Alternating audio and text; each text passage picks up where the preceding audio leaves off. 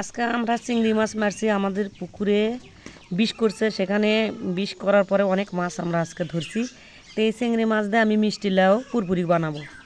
এই যে দেখেন কত সুন্দর চিংড়ি মাছ, অনেকখানি আমরা ধরছি, মানে 1 কেজির মতো আমি ফ্রিজে রেখে দিছি, তোমাদেরকে আমি দেখাইনি, দেখাবো পরে আমি। আর এগুলো মাছের ডিম হলুদ হলুদ, তাই আমি এর মধ্যে রেখে দিছি, এগুলো রান্না করব। এই যে সব চিংড়ি মাছের ডিম প্যারের মধ্যে, অনেকগুলো চিংড়ি মাছ আমরা ধরছি। আমাদের এখানে বড় একটা পুকুর আছে, ওই পুকুরে আমি লাউ দিয়ে পুরপুরি করব। তোমরা দেখো কেমন করে আমি রান্নাটা করি। এই যে দেখো, এই যে আমার মিষ্টি লাউ আমি কাটে নিয়েছি সুন্দর করে, পাকা গিরগিরে পাকা, বিচিগুলো সব পোক্ত হয়েছে, এই লাউটাও পোক্ত। মানে লাউ দেও ইয়া দেও গুড় দেও আর রান্না করে খাওয়া যাবে। আমাদের এখানে লাউ সেদ্ধ খায় দুধ দিয়ে গুড় দিয়ে, মানে মিঠে দিয়ে।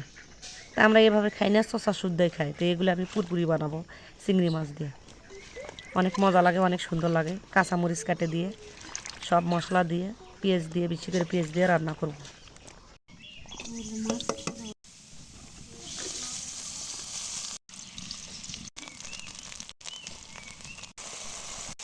মশলাটা যত কষাবেন অত ভালো হবে, রান্নাটা মজা হবে। তাহলে আমার মশলাটা কষা পরে হয়ে গেছে, আমি এখন চিংড়ি মাছগুলো দিয়ে দেব, দিয়ে নেব। এই যে দিয়ে নিচ্ছি,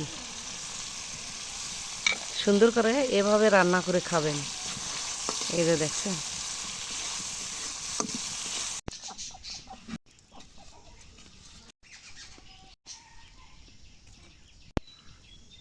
তেল মরিচ নুন হলদি সব দিয়ে দিলাম আমি। এই যে কাঁচামরিচ, এই যে সব কিছু দিয়ে দিলাম, এখন মাখাই নেব। ওটা মাখা হয়ে গেছে, এই যে আমি এখন ঢালে দিচ্ছি।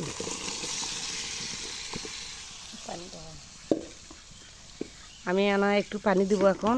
এই যে লাড়াচাড়া করে দিচ্ছি, আমি মাখে দিছি, মাখে দিলে সবচেয়ে ভালো হয় রান্নাটা, এই জন্য আমি মাখে দিলাম। আর একটু দাও পানি, এই জন্য এগুলো মাখে দিলাম আমি। লাউ পুরপুরিতে একটু পেঁয়াজ বেশি দিবেন, তাহলে মজা লাগবে।